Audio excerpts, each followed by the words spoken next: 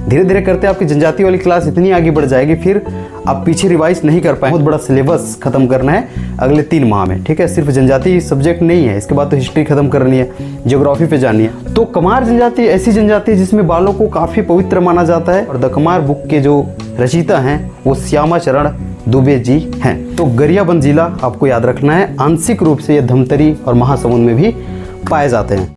देखते ही देखते 5-6 जनजातियों पे हमने बात कर ली है, क्लियर है, जो कि आपको पहले से पढ़ के अच्छे से रखना है। धीरे धीरे करते आपकी जनजाति वाली क्लास इतनी आगे बढ़ जाएगी, फिर आप पीछे रिवाइज नहीं कर पाएंगे। तो जब जब क्लास डलती है उसका टेस्ट भी तो लिया जाता है, तो आप जो है टेस्ट को अपने मूल्यांकन के तौर पे, ठीक है, टेस्ट दीजिए, भले नंबर कैसे भी आते हैं, लेकिन टॉपिक्स को कवर करने बहुत ज़रूरी, क्योंकि आपको बहुत बड़ा सिलेबस खत्म करना है अगले 3 माह में, ठीक है। सिर्फ जनजाति सब्जेक्ट नहीं है, इसके बाद तो हिस्ट्री खत्म करनी है, ज्योग्राफी पे जानी है। तो मैं उम्मीद करता हूँ कि आप ऐसे पढ़ रहे होंगे। जो भी टॉपिक जाता है आपके पास, छोटी छोटी वीडियो होती है, ठीक है, 20 मिनट 25 मिनट की, तो उसको आप खत्म करते रहेंगे। तो आज हमें किस पे बात करनी है याद रखना, जो कि दूसरे नंबर पे विशेष पीढ़ी जनजाति है कमार, ठीक है, इस पे बात करनी है। सबसे पहले इसके परिचय पे हम लोग बात करेंगे। जैसा कि आपको पता ही है, जो ये छत्तीसगढ़ की विशेष पिछड़ी जनजाति है कमार, ये रायपुर संभाग की, याद रखना, ठीक है, रायपुर संभाग की विशेष पिछड़ी जनजाति मानी जाती है। इसकी उत्पत्ति, ठीक है, कंचना एवं ध्रुवा, इसको अच्छे से लिखना, कंचना एवं ध्रुवा से इसकी उत्पत्ति मानी जाती है। और यह जनजाति शिकार करने में निपुण होती है, शिकार के शौकीन होती है। इसके कंधे पर धनुष बाण रखना और कुल्हाड़ी रखना इनकी पहचान होती है। तो 3 चीज़ मैंने कहा है। एक, रायपुर संभाग की विशेष पिछड़ी जनजाति, हम किस पे बात कर रहे हैं, परिचय पे। तो रायपुर संभाग की विशेष पिछड़ी जनजाति, इसकी उत्पत्ति ध्रुवा एवं कंचना से माना जाता है और इसका आदि पुरुष ध्रुवा एवं कंचना को लिया जाता है, ठीक है, जैसे कि आप बुक में देखते भी होंगे।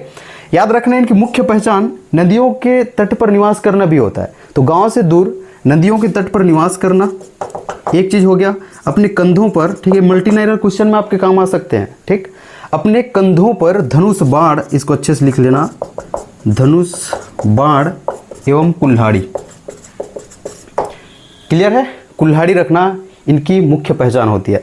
यह जनजाति शिकार की काफ़ी शौकीन होती है और धनुष बाण चलाने में जो है ये, ठीक है, याद रखना, निपुण होती है, महारत हासिल इन्हें होता है। अब आगे हम लोग देखेंगे इसी के बारे में, और हम लोग कुछ एक्सप्लेनेशन देखें। अगर हम लोग परिचय में उसको रखना चाहें तो याद रखना, यह जनजाति जो है, इस जनजाति में बालों को, ठीक है, या फिर बाल को जो है काफ़ी पवित्र माना जाता है, क्लियर है, काफ़ी पवित्र माना जाता है। इनमें बालों को कटवाना, ठीक है, बालों को कटवाना निषिद्ध होता है। तो कमार जनजाति ऐसी जनजाति है जिसमें बालों को काफ़ी पवित्र माना जाता है, इनमें बाल कटवाना निषिद्ध होता है। और आगे जब मृतक संस्कार जाएंगे तो वहाँ आपको देखने को मिलेगा कि ये सिर्फ मृतक संस्कार में, ठीक है, फिर मृत्यु के समय जो है अपना बाल कटवाते हैं। और वर्तमान स्थिति खैर ना जैसा भी हो, हमें, ठीक है, आंसर खोजना है। तो याद रखना, हम लोग एग्जाम के लिए पढ़ रहे हैं, जिस हिसाब से बुक में लिखा रहता है उसी हिसाब से हम लोग यहाँ पे देखते हैं। तो कमार जनजाति याद रखना, बालों, ठीक है ना, को पवित्र माना जाता है, बाल कटवाना निषिद्ध होता है। साथ में याद रखना, घोड़ों को छूना, पहले पूछा भी गया है, घोड़ों को छूना एवं घुड़सवारी करना भी इनमें निषिद्ध माना जाता है। याद रखना, यहाँ पे रायपुर संभाग विशेष पिछड़ी जनजाति कंचना एवं ध्रुवा से इस जनजाति की उत्पत्ति मानी जाती है। मैंने कहा है इनके मुख्य पहचान हम लोग देखें तो नदियों के तट पर निवास करना, ठीक है ना, अपने कंधों पे धनुष बाण एवं कुल्हाड़ी रखना इनकी मुख्य पहचान होती है। ये धनुष बाण चलाने में काफ़ी महारत हासिल इन्हें होती है। और याद रखना, इनके द्वारा जो है शिकार करने की, है ना, मतलब ये शिकार करने के शौकीन होते हैं। इनके द्वारा जो शिकार किया जाता है, ठीक है, उसको जो है वन देवता में चढ़ाते हैं। तो आगे मैं उसको और बताऊंगा। तो यहाँ पे इनिशियल लेवल पे इतनी चीज़ों की बात करने के बाद 2-3 चीज़ और मैं आपको बता देता हूँ, जो कि यहाँ पे देखेंगे। तो एक है आपके संकेंद्रण। तो इस जनजाति का संकेंद्रण आपको पूछा जा सकता है। मुख्य रूप से याद रखना, गरियाबंद, मुख्यतः यह जनजाति गरियाबंद में पाई जाती है। साथ में याद रखना, पार्शियली रूप से जो है धमतरी और महासमुंद।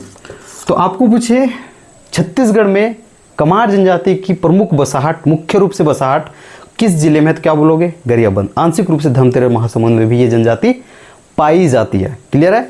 अब इसकी उपजातियों पे बात हो सकती है। इसकी 2 उपजाति आप याद रख लेना, जो कि आपको पूछा जा सकता है उपजातियों पे। पहला है बुधराजिया, ठीक है, बुधराजिया, और दूसरी उपजाति है मकाड़िया, ठीक है। बुधराजिया और मकाड़िया, बस इतना याद रखें, इसके लिए सफिशिएंट होगा। इसके अतिरिक्त हम लोग और देख सकते थे, यह जनजाति जो है, ठीक है, इस जनजाति पे एक बुक लिखा गया है। तो इस प्यारी से जनजाति पे एक बुक लिखी गई है, याद रखना, एक बुक लिखी गई है जिसका नाम है द कमार,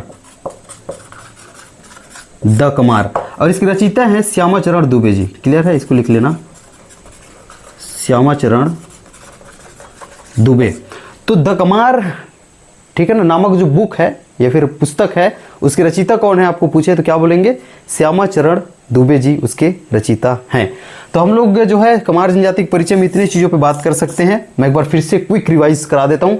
रायपुर संभाग की विशेष पीढ़ी जनजाति, इस जनजाति की उत्पत्ति, ठीक है ना, कंचना और ध्रुवा से मानी जाती है। कंचना एवं ध्रुवा से उत्पत्ति मानी जाने वाली इस जनजाति की प्रमुख पहचान नदियों के तट पर निवास करना, कंधों पर धनुष बाण रखना, ठीक है ना, या फिर कंधों पर कुल्हाड़ी रखना इसकी प्रमुख पहचान होती है। बालों को काफी पवित्र माना जाता है, बाल कटाना निषिद्ध होता है, साथ में घुड़सवारी करना, घोड़ों को छूना भी इनमें निषिद्ध होता है। एक चीज और याद रखना, जो कि उपजातियां हैं बुधराजिया और मकाड़िया नामक दो उपवर्ग इनके हमें, ठीक है ना, पाए जाते हैं, फिर हमें ज्ञात होता है। एक बुक लिखी गई है इस जनजाति पे जिसका नाम है द कमार, और द कमार बुक के जो रचयिता हैं वो श्यामाचरण दुबे जी हैं। तो इनिशियल लेवल पे इतनी चीज़ हम लोग बात कर सकते हैं। अब हम लोग समाज एवं संस्कृति पे चलते हैं। पहला ही चीज़ रहता है विवाह और मृतक संस्कार, फिर हम लोग पंचायतों पे चलेंगे। तो ये परिचय है, इसको याद रखना, हमने परिचय पे बात कर लिया। विवाह में इतना ही स्पेशल कुछ मिलता है नहीं, और इसमें जो क्वेश्चन बनना चाहिए विवाह से नहीं बनना चाहिए, क्योंकि यहाँ पे जो विवाह प्रचलित है वो सभी जनजातियों में प्रचलित है। जैसे कि आप लिखे गुरावट विवाह, ठीक है ना, उड़हरिया विवाह इनमें प्रचलित है, और सेवा विवाह जिसे हम लोग कहते हैं घर जमाई विवाह, ये सब चीज़ इनमें प्रचलित है। तो आपने क्या लिख लिया होगा, विवाह, ये मैं मान के चल रहा हूँ। गुरावट विवाह लिख लेना, ठीक है, उड़हरिया विवाह लिख लेना, सेवा विवाह इनमें प्रचलित है, क्लियर है, विधवा विवाह इनमें प्रचलित है। तो ये चीज़ आप यहाँ पे देख लेंगे, और पैठू भी यहाँ पे लिख लेना, ठीक है, पैठू विवाह भी इनमें प्रचलित है। मोस्ट इंपॉर्टेंट चीज़ आता है मृतक संस्कार, जो कि काफ़ी इंपॉर्टेंट है इनमें। अभी अभी आपने देखा है इनके परिचय के तौर पे देखा है कि कमर जनजाति में जो है बालों को काफ़ी पवित्र माना जाता है। ये कभी बाल नहीं कटाते, मतलब बाल कटाने में निषिद्ध होता है, लेकिन मृत्यु के दौरान, ठीक है, ये क्या करते हैं, अपने बालों को कटाते हैं। मतलब जब मृतक संस्कार किया जाता है, तीसरे दिन तिजनाहवन होता है, हालांकि बार बार आपको मिला होगा तिजनाहवन, ठीक है, तीसरे दिन तिजनाहवन होता है। आर्थिक अनुकूलता के आधार पर इसको याद रखना, आर्थिक अनुकूलता, जब आर्थिक स्थिति अच्छी है, ठीक है, आर्थिक स्थिति कितनी कमजोर है, उसके अनुसार मृतक संस्कार किया जाता है 10वें दिन और 13वें दिन। मतलब आर्थिक स्थिति थोड़ा डाउन रहे तो 13वें दिन करेंगे, अच्छी रहे तो 10वें दिन इन लोग कर सकते हैं। तो ये क्या रहा, मृतक संस्कार। एक चीज़ और याद रखना, इनमें जो है मृतक संस्कार में जो बड़े बुजुर्ग के जो आत्मा होती है, ठीक है ना, उसकी शांति के लिए एक यात्रा पर्व मनाया जाता है। हालांकि इसे पर्व में तीज त्यौहार में लिखा रहता है बुक में, लेकिन मुझे लगता है कि जब बड़े बुजुर्गों की, ठीक है ना, आत्मा की शांति के लिए यह त्यौहार है, तो उसको त्यौहार वाले एक जो हम लोग पॉइंट बनाते हैं उसमें ना लिखा के मृतक संस्कार के अंतर्गत लिखा दिया जाए। इसको नोट करके लिख लेना, ये संस्कार तो नहीं है, एक यात्रा पर्व है अपने बुजुर्गों की शांति, ठीक है ना, उसके जो आत्मा की शांति के लिए इसे मनाया जाता है। एक चीज़ और याद रखना, जब किसी बड़े बुजुर्ग की मृत्यु होती है, ये आपने सुना होगा, बड़े बुजुर्ग की मृत्यु इस जनजाति में होती है, तो यह जनजाति अपना नया घर बसाता है, ठीक है, नया घर बसाता है। क्लियर है। तो इतने चीज़ों पे बात करोगे तो विवाह और फिर मृतक संस्कार पे आप बात कर लेंगे। पंचायत याद रखना, तीसरे लेवल पे आपको कहाँ पे बात करनी है, पंचायत पे। पंचायत में बस एक ही चीज़ याद रखना, इसने अपनी जो है जाति पंचायत, ठीक है ना, परंपरागत जाति पंचायत पाया जाता है। मोस्ट इंपॉर्टेंट है, इसके पंचायत प्रमुख को क्या कहा जाता है। तो आपको कोई भी पूछे पंचायत प्रमुख क्या कहलाता है, तो कुरहा आपको लिखना है, क्या, कुरहा। क्लियर है। ये पंचायत प्रमुख होता है कमार जनजाति में। इसके अतिरिक्त हम लोग अब त्यौहार पे चलते हैं। तो आपने अब तक क्या क्या बात कर लिया है एक बार देखेंगे। परिचय पे बात हो गया है, मृतक संस्कार पे क्लियर है, बात हो चुकी है, पंचायत पे अभी हमने बात करा है, ठीक है। अब हम लोग जाते हैं त्यौहार पे, क्योंकि बहुत इंपॉर्टेंट चीज़ होती है त्यौहार में। याद रखना, इनके द्वारा जो है क्लियर है, माता पहुँचानी एक त्यौहार होता है। तो परिचय पे बात हो चुकी है, विवाह पे बात हो चुकी है, मृतक संस्कार पे बात हो चुकी है, पंचायत पे एक बात आपकी हो चुकी है। अब मैं जा रहा हूँ त्यौहार पे। क्लियर है। त्यौहार पे दो त्यौहार बताऊंगा, एक है आपके, बस एक ही त्यौहार ज़्यादा इंपॉर्टेंट है, ज़्यादातर पर्व को बता दिया है। एक त्यौहार याद रख लेना, वो है आपके माता पहुँचानी। माता पहुँचानी, ठीक है ना, यहाँ त्यौहार इनके द्वारा मनाया जाता है, और ये आषाढ़ माह में इनके द्वारा मनाया जाता है। माता पहुँचानी, अब गाँव से आप संबंधित होंगे तो जानते भी होंगे, मतलब अपने साइड जो है किसी पर्व में जो है, ठीक है ना, माता के लिए जो पूजा सामान उस दिन ले जाया जाता है, ऐसा कुछ को हम, ठीक है, अपने साइड माता पहुँचानी बोला जाता है। तो हो सकता है इस जनजाति में वही वाला हो सकता है मैंने कहा है, ठीक है। तो माता पहुँचानी आषाढ़ माह में मनाया जाता है, इसको आपको देखना है। एक एक फैक्ट्स इंपॉर्टेंट हैं, आपको अच्छे से इसको नोट करना है क्योंकि काफ़ी कन्फ्यूज़न होता है और इसको बार बार रिवाइज करने के अलावा आपके पास कोई चारा नहीं होता क्योंकि इसमें समझने वाली चीज़ है नहीं उतनी। छत्तीसगढ़ की जनजाति में फैक्ट्स को रटना ही है, क्लियर है। अगर आपको अच्छी इसमें पकड़ बनाना है तो बार बार रिवाइज करनी है। आपको कन्फ्यूजन लगता भी होगा, अभी आप कमार जनजाति पढ़ रहे हैं, हमने पिछला जो पढ़ा है उस जनजाति की समाज एवं संस्कृति बताइए। गोड़ जनजाति की बता दो आप, अभी कंवर जनजाति की बता दो, उराव को बता दो, हलबक बता दो, तो आप एक समय के लिए रुक जाएंगे और हो सकता है आपको याद ही ना आए, ठीक है। तो इंपॉर्टेंट होता है कि बार बार रिवाइज करें, इसलिए इस पैटर्न को फालतू नहीं लिखाते, क्लियर है। इस पॉइंट को आपको अच्छे से नोट करना है। तो हम लोग त्यौहार पे बात कर लिया, क्लियर है। नृत्य देख लेना इसके बाद। इस जनजाति की महिलाएं दिवाली के अवसर पर सुअर नृत्य करती हैं। इसके साथ साथ जो है तिरताली लोक नृत्य, इसको मैंने लोक नृत्य कहा है, तिरताली लोक नृत्य भी इनमें प्रचलित है, क्लियर। तो त्यौहार पे बात कर ली, नृत्य पे आपने बात कर ली है। एक है इंपॉर्टेंट गोधना, ये सर्वाधिक गोधना प्रिय जनजाति है, छत्तीसगढ़ की सर्वाधिक, ठीक है, याद रखना, गोधना प्रिय जनजाति है। लेकिन इसके बाद इंपॉर्टेंट है देवार जनजातियों के द्वारा, इनके द्वारा जो है मतलब इन गोधना गुदवाया जाता है। तो सर्वाधिक गोधना प्रिय जनजाति आपको पूछे तो ये छत्तीसगढ़ की सर्वाधिक गोधना प्रिय जनजाति है, देवार जनजाति के द्वारा ये जो है गोधना गुदवाती है, क्लियर है। तो इन पॉइंट्स पे आपने बात कर लिया। अब इंपॉर्टेंट होता है, आपको पता ही होगा, देवी देवता, देवी देवताओं पे हम लोग बात करेंगे। जैसे कि आपको पता है इस जनजाति के लोग जो है धनुष बाण चलाने में जो है निपुण होते हैं, ठीक है, शिकार के काफ़ी शौकीन होते हैं। तो जब ये शिकार करते हैं तो शिकार का जो सर है, याद रखना, शिकार का जो सिर है, क्लियर है, वो वन देवता को अर्पित करते हैं, ठीक है, वन देवता को जो है अर्पित करते हैं। तो शिकार करने के बाद शिकार के सिर को वन देवता को ये अर्पित करते हैं।